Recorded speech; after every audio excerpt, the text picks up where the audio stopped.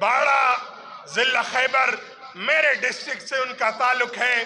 وزیر اعلیٰ سہیل افریدی صاحب اور یہ ساتھ اکٹھے کھڑے تھے اس دن 26 نومبر کی تاریخ رات کو ان کو گولی لگی تھی، اور گولی لگنے کے بعد بھی الحمدللہ آج بھی اسی جذبے کے ساتھ آپ کے ساتھ مخاطب ہوں گے۔ میں دعوت خطاب دوں گا محب اللہ افریدی صاحب 26 نومبر میں زخمی ہوئے تھے، گولی لگی تھی، بلٹ انجرڈ تھے، ان کو دعوت دوں گا کہ وہ آپ سے اپنی گزارشات کر لیں۔ بسم اللہ الرحمن الرحیم۔ ایاک نعبد و ایاک نستعین۔ آج میں 24، 25 اور 26 نومبر کا وہ ردات آپ کو سناؤں گا جو میں نے اپنے آنکھوں سے دیکھا ہوا ہے، اور مجھے 26 نومبر کی دن جب ڈی چوک میں گولیاں لگی تھی، 24 نومبر کو ہم پشاور سے اسلام آباد کے لیے اپنا آئینی و قانون حق کے لیے، ملک میں آئین و قانون کی بالادستی کے لیے، عمران خان کی رہائی کے لیے ہم روانہ ہو گئے۔ راستے میں پاکستانی ریاست و اداروں اور پاکستانی ریاست نے ہم پر جتنا ظلم کیا ہم نے برداشت کیا، ہم نے رکاوٹیں توڑی، ہم نے مزاحمت دکھایا، ہم نے شیلنگ کا سامنا کیا، لیکن ریاستی پاکستان اور ان کے اداروں کو ٹھنڈک نہ ہوئی۔ آخر کام ہم ڈی چوک گئے، راستے میں ہم خدا کی قسم 15 اور 20 پولیس کے اہلکار پکڑ رہے تھے۔ وہ پولیس اہلکار جو ہمارے وزیر اعلیٰ کو اور ہمارے نمائندے کو اڈیالہ جیل کے سامنے گھسیٹ رہے تھے۔ ہمارے ظرف دیکھو، یہ منسٹر صاحبان، یہ ہمارے نمائندگان ہم کو کہہ رہے تھے کہ ان کو چھوڑو، عمران خان نے ہمیں امن کا درس دیا ہوا ہے، عمران خان نے ہمیں پاکستان سے محبت کا درس دیا ہوا تھے۔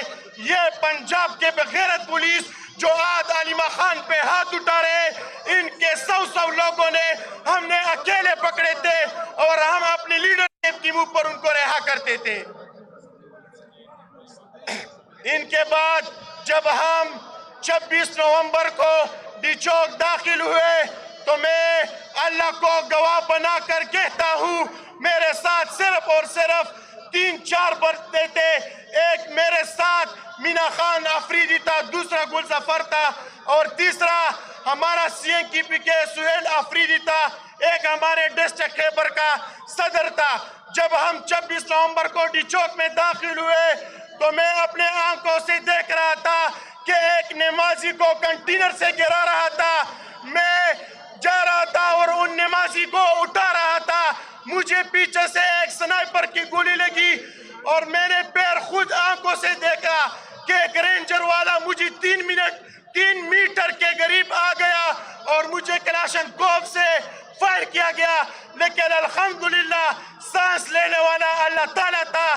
4 گولیاں لگی اور آج بھی زندہ ہوں، انشاءاللہ پھر بھی جاؤں گا، عمران خان کو رہا کروں گا، 1 انچ پیٹے نہیں ہٹوں گا۔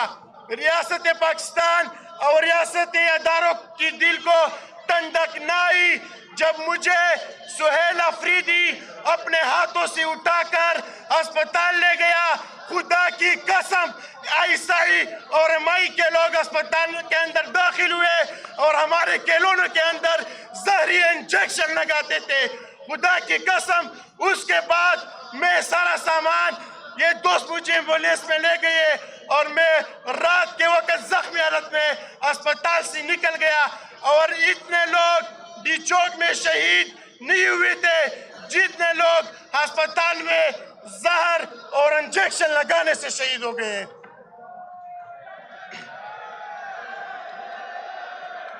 میں آخر میں لیڈرشپ سے ایک ہی درخواست کروں گا کہ سیاست کا وقت ختم ہو چکا ہے، کاموں کا وقت ختم ہو چکا ہے، آپ کو ووٹ عمران خان کی رہائی پر ملے ہوئے ہیں۔